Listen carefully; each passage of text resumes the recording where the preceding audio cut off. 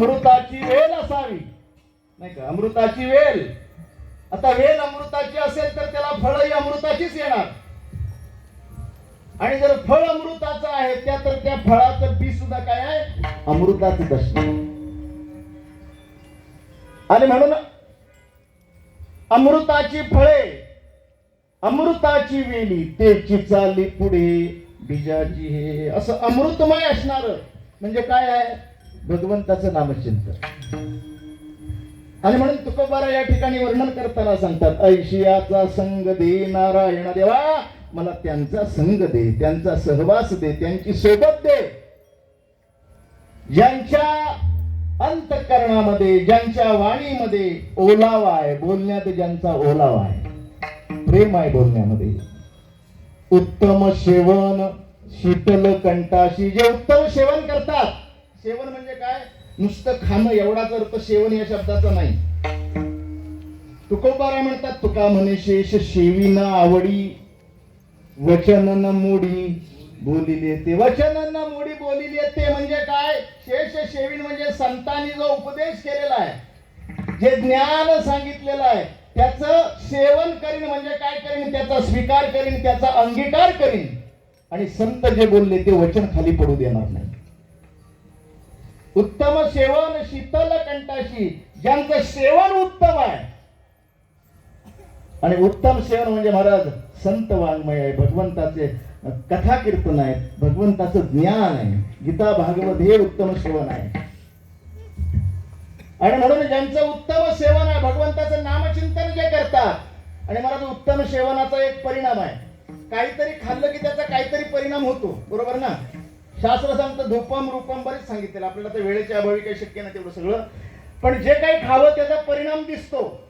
मग उत्तम खाल्लं तर उत्तम परिणाम आहे. उत्तम सेवन शीतळ कंठाशी, त्या उत्तम सेवनाचा परिणाम काय? कंठ शीतळ आहे. शीतल कंठाशी, शीतल म्हणजे कंठाशी शीतल काय आहे? महाराज भगवंताचं नामचिंतन आहे, जे भगवान शंकरने आपल्या कंठात धारण केलं शीतल होण्याकरता. किती शीतल आहे? चंद्राहुनी शीतल म्हटलं. चंद्रावरुते शीतल, शीतल चंद्रावरुते. म्हणजे चंद्रापेक्षा शीतल जर काय असेल तर भगवंताचं नामस्मरण आहे. आणि हे नामस्मरण ज्यांच्या वाणीमध्ये आहे, ज्यांच्या वाचेमध्ये आहे, ज्यांच्या कंठामध्ये आहे, त्यांची संगत दे, त्यांचा सहवास दे, त्यांची सोबत दे. ऐशियाचा संग होका नारायणा, वचन ओलावा वचना जयाची, त्यांची संगत घडावी. ती संगती काय करते? आमचे श्री गुरु काळेमौली वर्णन करताना सांगायचे, एक संगती उद्धार करते आणि एक संगती माती करते. फक्त न उद्धार संघाचा महिमा त्याजावे अधमा, संत सेवी पतन किंवा उद्धार संघाचा महिमा आहे. आणि म्हणून झालं आपलं सत्संगत्वे निर्मलत्वम, निर्मलत्वे निश्चलत्वम, निश्चलत्वे निर्मोहत्वम, निर्मोहत्वे जीवन मुक्ती. म्हणजे आमचे माऊली वर्णन करताना सांगायचे, जसा आचार तसा विचार, जसा विचार तसा आचार, तसं कर्म तसं फळ. आणि म्हणून या सगळ्याच्या मुळाशी काय असेल तर संग आहे.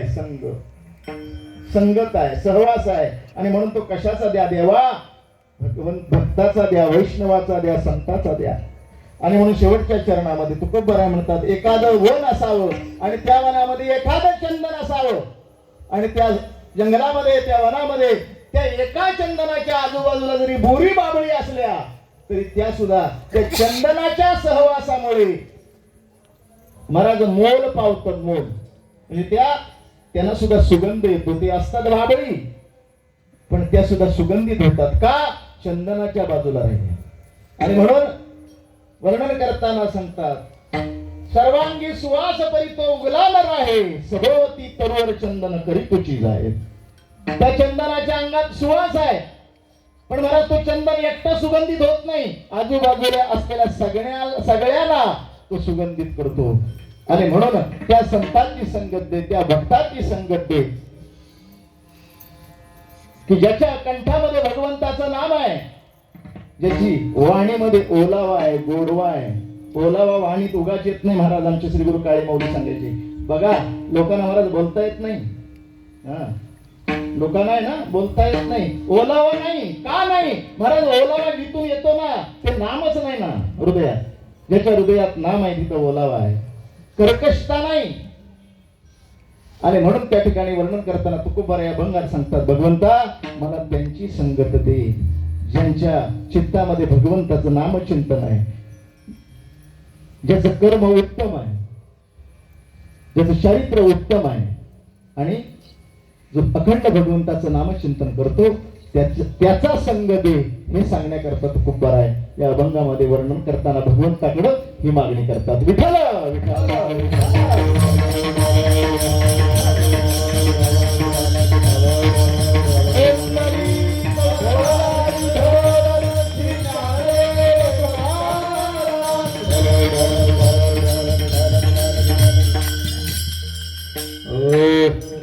अमृताची फळ अमृताची वेळ, अमृताची फळ अमृताची वेळ,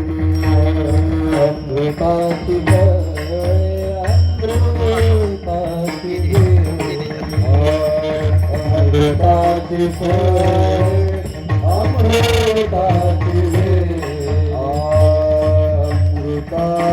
वेळ, अमृताची फळ अमृताची वेळ, अमृताची फळ अमृताची वेळ, अमृताची फळ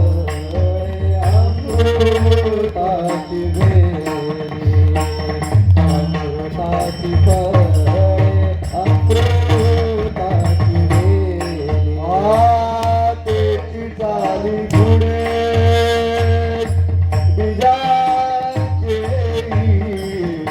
तेची चाली पुढे बिजाची ऐसियाचा संग देई नारायण, ऐसियाचा संग देई नारायण. तेची चाली पुढे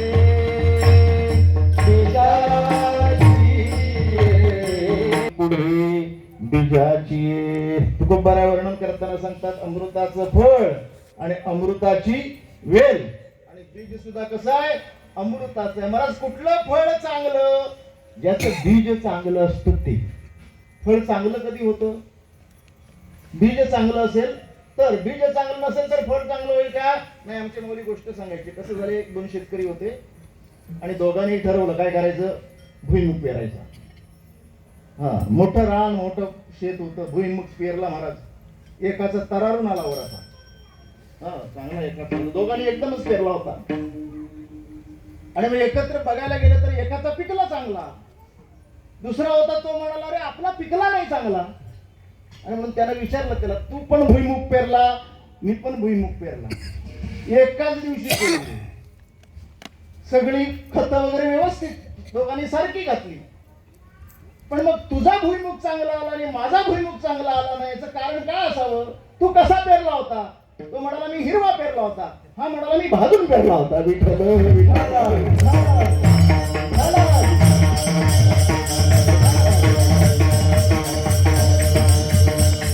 भाजलेला रुसतं का? बीज भाजून केली लाही.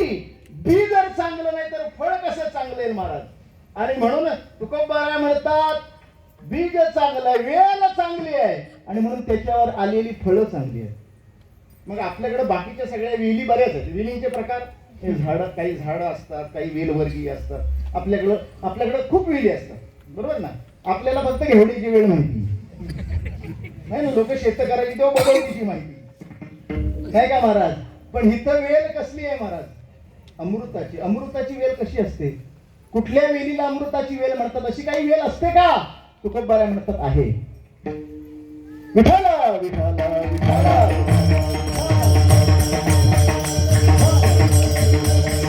हरी नाम वेली विस्तार पावली,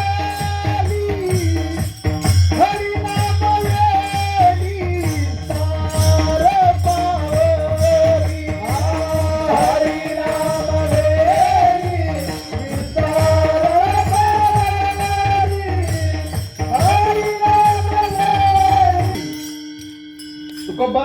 हरिनाम वेली विस्तार पावली फळपुष्पीबार ओलावली तेथे माझ्या मना होई पक्षीराज साधावया काज तृप्तीची. तुकोबारा म्हणतात एक वेल आहे कुठली हरिनामाची.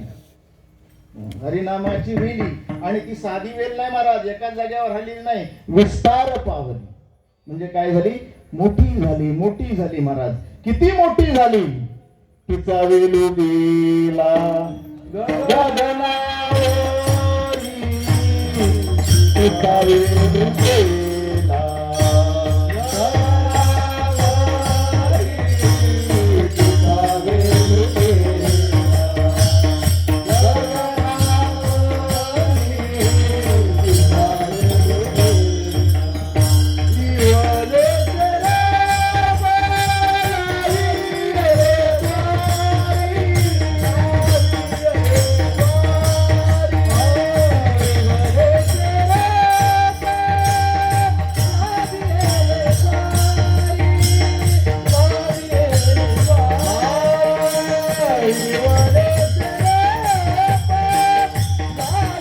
वेलू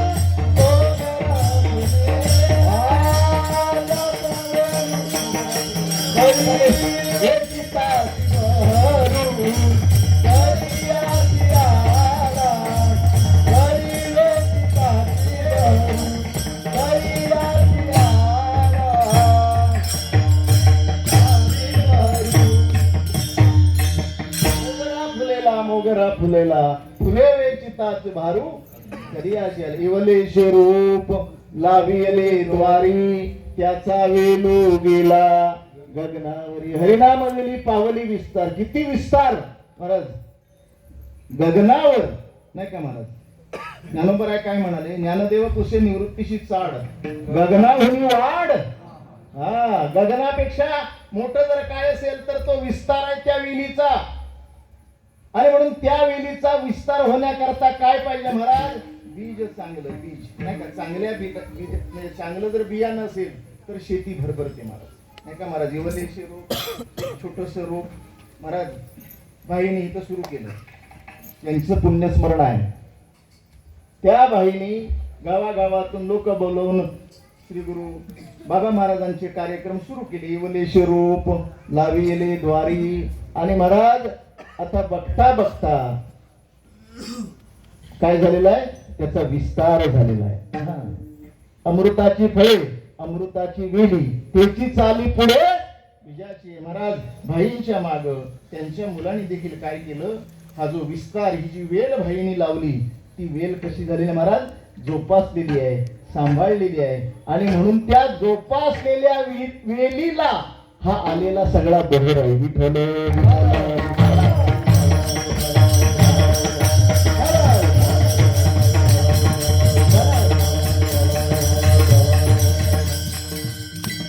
आणि म्हणून हा सगळा बहर आहे. म्हणून गेली 7 दिवस काय झालं महाराज, इथं आपण सगळ्यांनीच, तुम्ही आम्ही सगळ्यांनीच अत्यंत प्रेमानं भगवान रामरायाची कथा म्हणजे रामायण ऐकलं. आणि त्या रामायणाच्या आज भाईंची पुण्यतिथीचा पर्व काळ आणि त्या दिवशी चैत्र शुद्ध प्रतिपदेपासून सुरू असणार आपलं हे श्री रामायण. आणि म्हणून त्या रामायणामध्ये आज रामराज्याभिषेक इथपर्यंत आपण काय केलं आलो आणि यावर्षी या ठिकाणी थांबलो. महाराज रामरायाचा राज्याभिषेक, रामरायाचं रामायण आपण ऐकलं. आपल्याला सगळ्यांना माहित आहे महाराज प्रभू रामरायानं रावणावरती विजय मिळवला. एक थोडस फक्त भावसार आपण सांगून पुढे जाऊ. रामायण म्हणजे आपल्याला असं म्हणजे आता आम्ही रामायण ऐकलं महाराज फार गोड. आणि मला तर आनंद आहे की एकदा जी आली ती 7 दिवस आली. विठ्ठल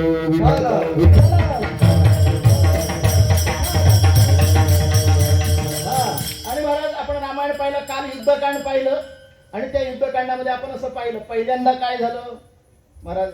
रावण युद्धाला माघारी गेला. पहिल्यांदा कुंभकर्णाला उठवलं. बरोबर ना महाराज. कुंभकर्णाला उठवलं. कुंभकर्ण जागा झाला महाराज. कुंभकर्ण म्हणजे ज्याचं आपण आमच्या माऊली वर्णन करताना एक संगती सांगत होते. कुंभकर्ण म्हणजे कोण आहे महाराज. आळस आहे. आळस. कुंभकर्ण म्हणजे तमोगुण आहे. कुंभकर्ण म्हणजे निद्रा आहे. कुंभकर्ण म्हणजे आळस आहे. महाराज रावणाला मारायचं असेल तर आधी कुंभकर्णाला मारायला लागतं. बरोबर ना. आपण आधी कुंभकर्ण बघितला.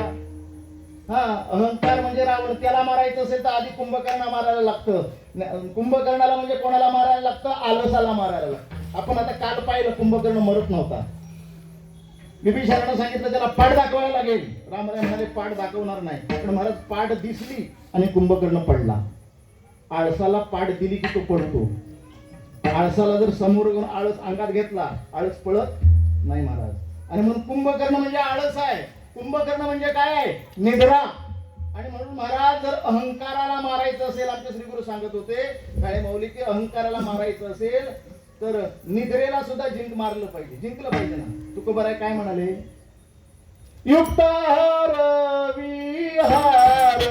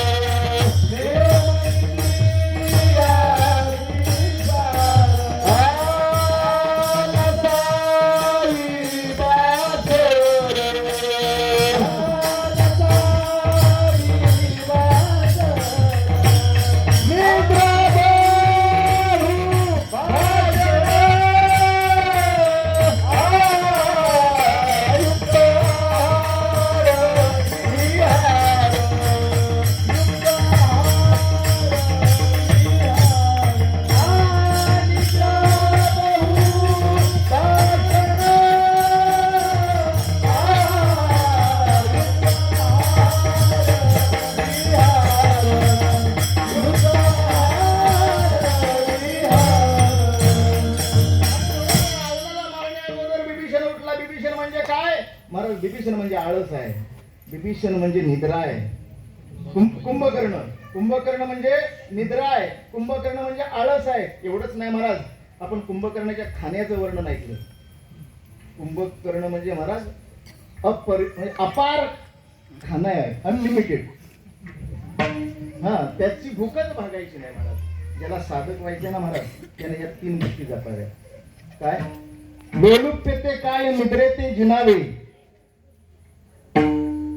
लोलुप्य ते काय निद्रे ते जिनावे. भोजन करावे परिमित. ज्याला साधना करायचे, ज्याला परमार्थ करायचे, ज्याला अहंकाराला मारायचे रावणाला, त्यानं काय करावं. निद्रेला जिंकावं म्हणतात.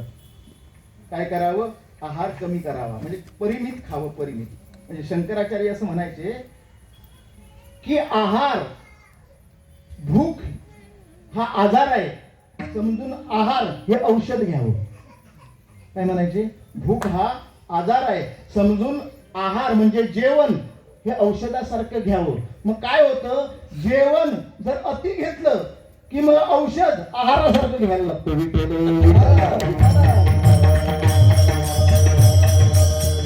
मग गोळ्या आहार जेवणासारख्या घ्यायला लागतात. आणि म्हणून महाराज हे सगळं कशा करता सांगतोय. रामायणाचा थोडासा भाव. अहंकार म्हणजे रावण आहे महाराज. अतिनिद्रा, अति आळस, अति खाणं म्हणजे काय आहे. कुंभकर्ण आहे. म्हणून त्या कुंभकर्णाला मारण्याकरता काय करावं महाराज. याच्यावरती विजय मिळवावा. त्यानंतर कोण मारला. इंद्रजित मारला. बरोबर ना? कुंभकर्णानंतर कोण मारला? इंद्रजित मारला. कुणी मारला? लक्ष्मणानं मारला. इंद्रजित कधी मरणार होता? त्याला मारण्याकरता कोण हवा होता? लक्ष्मण हवा होता. लक्ष्मण कोणाला म्हणतात? इंद्रजित म्हणजे इंद्रिय आहेत महाराज. ज्याचं मन. लक्ष्मण कोण महाराज? ज्याचं लक्ष मनावर तो लक्ष्मण. मनावर म्हणजे मन हे महाराज सगळ्या इंद्रियांमधलं राजा आहे. कसं असतं? प्रजेला काही बंधनं पाळायला लागतात. राजा मनोराजा एक देहपुरी त्याशी नांदतो असे दोघी नारी. ह्या मनाचा आणि इंद्रियांचा फरक काय बघा. एका इंद्रियाला एकच विषय उपभोगता येतो. म्हणजे ज्ञानोबा सांगतात एका ठिकाणी बघा, आपण फार चांगली बासुंदी केली, फार चांगली बासुंदी बनवली, अगदी उत्कृष्ट चवीची, आणि फार आवडते म्हणून ती कानात ओतली. काय पोटातच जायला पाहिजे ना. ती कानात ओतली, चालेल का हो महाराज? नाही चालणार. ज्ञानोबारांची ओवी आहे, रससोय करून बरवी, कानी केवी भरावी, फुले आणून बांधावी, डोळा केवी. ज्ञानोबा म्हणतात उत्तम स्वयंपाक केला, उत्तम चांगली व्यवस्था केली आणि ती कानात भरून कसं चालेल महाराज? नाही ना. रसू तो मुखेची सेवावा, परिमळ तो घाण्याची घ्यावा, तैसा मी तो या द्यावा मीची म्हणून. ज्ञानोबा म्हणतात रस आहे ना तो तोंडानच घ्यायचा, वास आहे ना तो कानानच घ्यायचा, नाकानच घ्यायचा. बरोबर ना? आणि कानानं काय महाराज? कानाचा विषय आहे शब्द. कारण कान हे इंद्रिय फक्त शब्दाशिवाय दुसरं काय ऐकत नाही. नाक हे इंद्रिय एकच काम करतो, वास घ्यायचा. बरोबर ना? म्हणजे एका इंद्रियाला एक एकच विषय उपभोगता येतो, एक एकच काम करता येतं. पण मन हे असं आहे ना महाराज, ते सगळं करतं. कारण राजा आहे. आणि म्हणून त्या मन आणि सगळ्या इंद्रियामधलं बलिष्ठ इंद्रिय आहे. आणि म्हणून त्या इंद्रियाला जर संयमित ठेवलं, लक्ष्मण 14 वर्ष निराहारी होता म्हणजे संयम होता, संयम. आणि तो संयम होता म्हणून इंद्रजित मेला. विठ्ठल